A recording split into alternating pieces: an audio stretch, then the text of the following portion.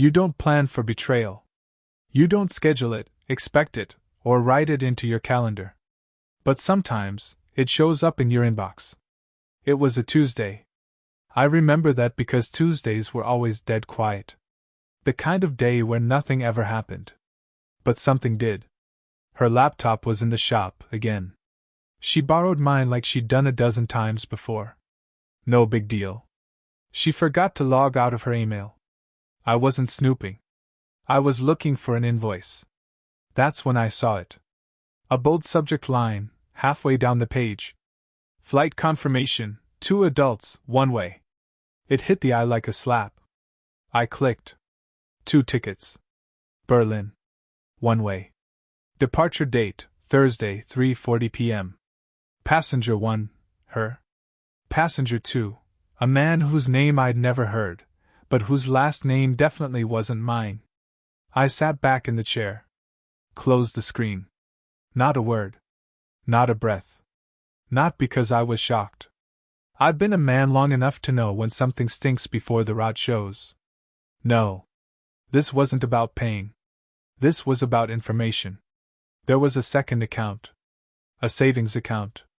The tickets were paid from it. Not our joint one, hers. Hidden. Maintained. Carefully used. And it wasn't just the destination that told me everything I needed to know. It was the timing. I retire in 2 weeks. I'd been planning a trip, too, with her. My last promise to a woman I spent half a life beside. Turns out, she was planning her own. I stood in that quiet room, the screen still glowing behind me, and something in me didn't break. It didn't need to. I've already been through the fire. You don't scream when you've already burned. You observe. You measure. You prepare. Because this wasn't a mistake. This was calculated. She planned this. And now so would I. That night, I lay beside her in the dark, her breathing steady, her hand brushing mine, and I realized she had no idea the war had already begun. The next morning, I made her coffee. Same way I had for 20 years, 2 sugars, no milk. Routine. Familiar. A man's silent ritual. She took it from me with that easy smile. The one that used to mean something. Now, it looked like a mask stitched too tight to her face. She kissed my cheek. Said something about a meeting running long. I just nodded. She doesn't know I already spent the night tracing every corner of that second bank account.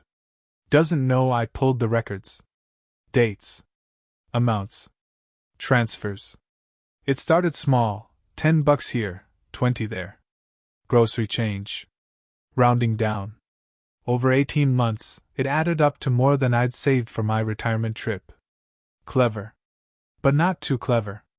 She used her maiden name to open it. Thought that was enough. She knew I trusted her. Knew I wouldn't look. And she was right, I wouldn't have.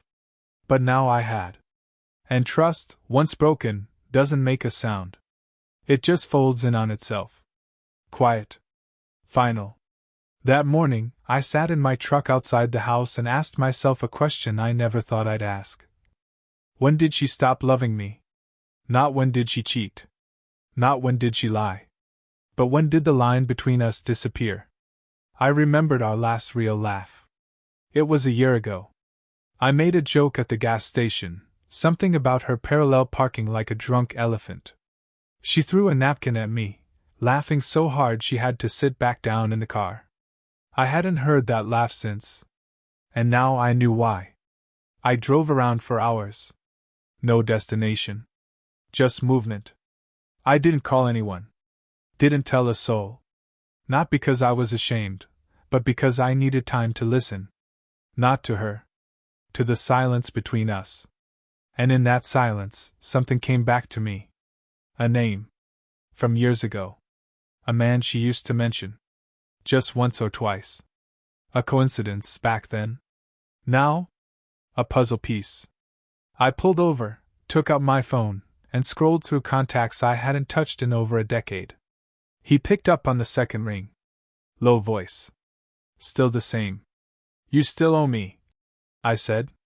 He didn't ask why I called. Didn't need to. I'll find him, he said.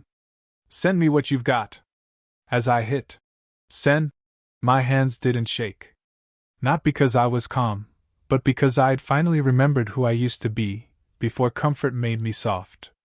I thought I was ready to know. Turns out I wasn't. He sent me a file that night. A zip folder, no message. Just a name. You'll want to sit down. I opened it. The first photo was them, her and the man. Not some stranger anymore. His name was Daniel. 43. Worked in logistics. Divorced. Harmless-looking guy. The kind you'd pass in a store and forget by the parking lot. But it was the background that caught my eye. A school brochure. German-English bilingual. Berlin. Tucked halfway under her elbow. Second file, text logs. Screenshots. WhatsApp. I expected flirtation. Maybe plans? What I didn't expect was a child's name. Leo. Not our son. We never had children. Miscarriage in '06. Never tried again. But here, in black and white. Leo asked if you'll be there when we move. I told him yes. I'll finally be able to give him the life he deserves. He calls you Mama. I stared at that word. Mama. My jaw locked. I didn't move. It wasn't just betrayal. It was a second life. A second self. One she built while eating dinner across from me every night. The pieces clicked, but I didn't want the picture they formed.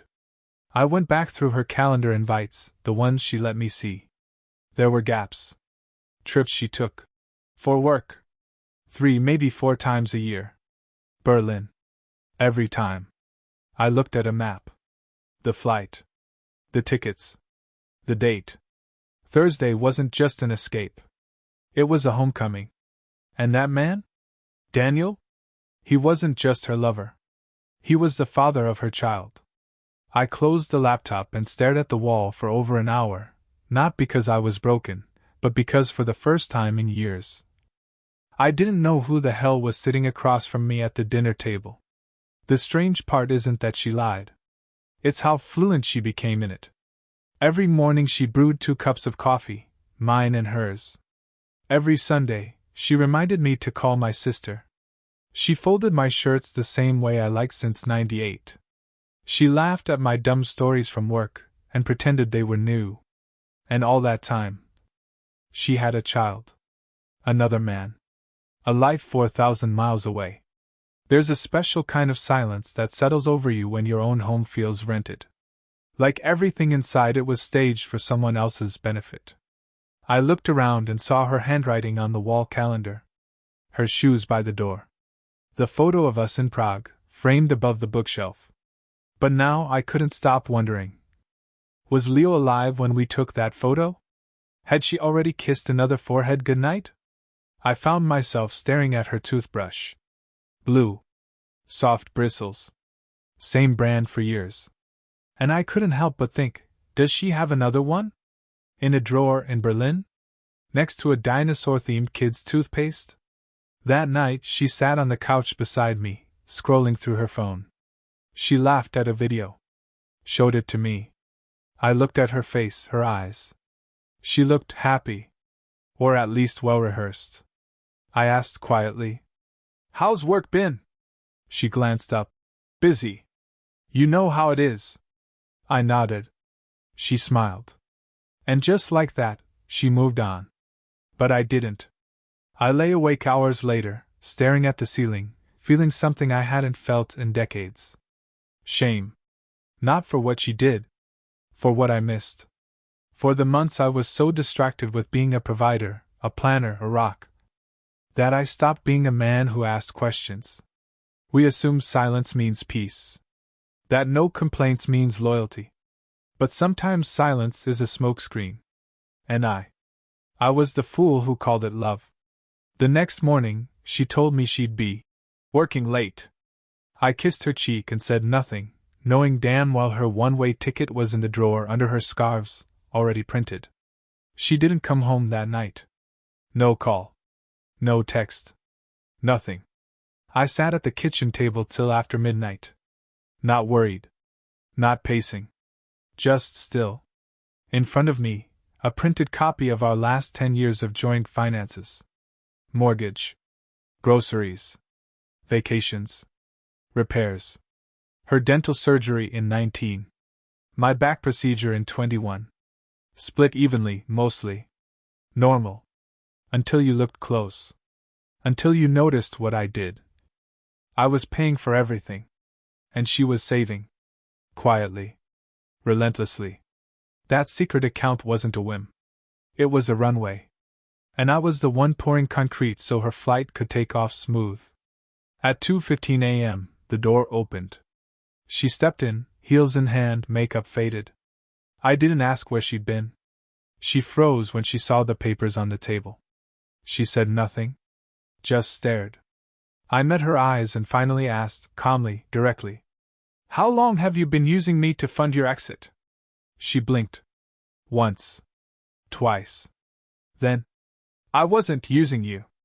I almost laughed. Not out of humor, out of disbelief. She still thought she could spin this. "Then explain the account," I said. "The flights. The photos. The kid." I let each word land like a nail. She sat down. Her shoulders dropped, like something inside her gave up. "I didn't mean for it to happen like this," she whispered. "No," I said. "You meant for it to happen after I retired. After I emptied the last part of myself into a future you had no intention of sharing." She opened her mouth, then shut it. And in that moment, the weight of it all settled between us. Not anger. Not even betrayal. Contempt. The kind that doesn't shout, it just stares. I stood up. Walked to the living room. Took the envelope I'd prepared 2 nights ago and dropped it in front of her. "What's this?" she asked. "Everything I know," I said. "And everything I'm not willing to carry." She reached for it. I turned and walked away. Before I reached the bedroom door, she said something under her breath, and what she said made me stop cold. It wasn't a plea. It was a name. The name, she whispered? Leo. Not his. The boy's. Her son. She said it like a shield. Like that one word could make all of this less rotten. Like invoking innocence might soften a man who'd seen too much of life to flinch anymore. I turned halfway, looked at her. Eyes wet. Voice cracking. Theatrics. Too late. "You don't get to say his name to me," I said flat. Not loud. Not cruel. Just final. She stood. Took a step forward. "He's just a kid. He didn't ask for this. I didn't plan for—" "No," I cut her off. "You didn't plan to get caught." She stopped. I walked past her. Poured a glass of water. Took a slow sip. And something strange happened in that silence. I felt calm. Like a man who's finally set down the weight he didn't know he was carrying. I wasn't angry anymore. Anger's for people who still want to fix something. I didn't. This wasn't about saving a marriage. It was about reclaiming my own name from the wreckage. She sat back down. Small. Quiet. For the first time, I saw her as she truly was, not a villain. Not even a liar, really. Just someone who took the easy way out of a hard life. And built a lie around it to feel noble. I used to think I'd fall apart if something like this ever happened. I didn't. Instead, I started writing a list. Nothing dramatic. No manifesto. Just names. Numbers. Titles. Lawyer. Realtor. Pension administrator. I made calls the next morning. Calm voice. Clear terms. No revenge. No drama. Just a vision. I wasn't leaving with rage in my chest. I was leaving with order. Because I may have been the last to know. But I'd be the one who walks away with his dignity intact. 3 days later, her Berlin partner sent me a message I never expected, 4 words that turned my stomach and narrowed my eyes. "We need to talk." I stared at those 4 words on my phone. We need to talk. From him. Daniel. The man she was going to leave with. The man I'd never met, never spoken to, but who knew exactly who I was. I didn't reply. I called. He picked up. Didn't speak at first. Cowards breathe heavy when truth catches up to them. Then, quietly. I didn't know she was still married. I laughed once. Dry. You bought plane tickets with her. Picked schools. Wrote messages about a new life. You didn't ask a single question? Silence. Then he said, I thought she'd already left you. You thought wrong. I could hear it in his voice, the sound of a man realizing he wasn't in control of the story anymore. I didn't sign up to destroy someone's life. He added. You didn't destroy it, I said. You just walked through it with your eyes closed. Then I asked the question I'd been holding for weeks. Does the boy know? A pause. No. He thinks she's just a friend. He calls her Mama, but she told me it was just a name that she. I didn't let him finish. I don't care what she told you. I care what she planned to do. Because that's the truth no one likes to face. Lies don't destroy people. Cowards who act on them do. He asked me if I was going to tell Leo. I told him no. That wasn't my war. I didn't need to drag a kid into the trench she dug. But then I told him this, slow, deliberate. You go near my name again, my house, my accounts, my city, and we'll have a different kind of conversation. One you won't walk away from with a clean shirt. He didn't argue. Because some men still recognize when they're talking to someone who doesn't bluff. I hung up. And that was it. No explosion. No drama. Just the end of that chapter, and the start of mine. That night I packed. Not in a rage. Not in panic. Just with clarity. I left her the house. The furniture. The memories. Because I don't sleep in places where I was lied to. And I don't breathe in rooms built on someone else's script. Before I shut the door for the last time, I left her a note. Just one line. You had everything. And you spent it on escape. The next morning, I drove west, no GPS, no destination. Just one rule, I go wherever her shadow doesn't reach. I didn't leave a trace. No forwarding address. No angry letters. No demands. Just absence. Silence is louder than screaming when you know what you're walking away from. The first morning alone, I had coffee on a motel balcony. Plastic chair, paper cup. Nothing like home. And still, it felt more honest than the house I left behind. Some nights, I wonder if she looks at the front door and realizes I'm not coming back. If she checks her phone, just to see if I broke. I didn't. She chose distance. I gave her space. The permanent kind. I hear she stayed. With the kid. Maybe even with him. That's fine. I'm not chasing what already buried itself. Because men like me, we don't rebuild from pain. We rebuild from principle. And sometimes the most dignified thing you can do is vanish without explanation. No closure. No chapter titles. Just the sound of a door that never opens again. She walked away from a life I would have protected with blood. I walked away from a woman who mistook that silence for weakness. Drop your thoughts in the comments. I read them all. Don't forget to like, subscribe, and share to help this video reach more viewers. See you in the next one.